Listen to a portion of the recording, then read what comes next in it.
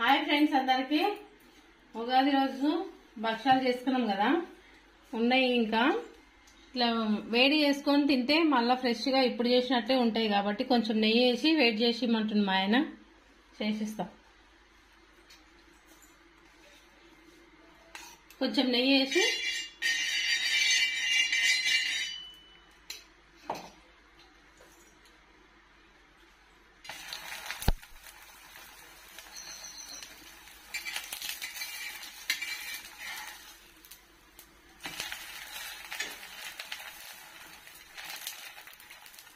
ఇట్లా వేడి చేసుకొని తింటే టేస్ట్ కూడా బాగుంటాయి. మళ్ళీ అప్పటికప్పుడు చేసుకున్నట్టు వేడి వేడిగా ఉంటాయి మంచిగా.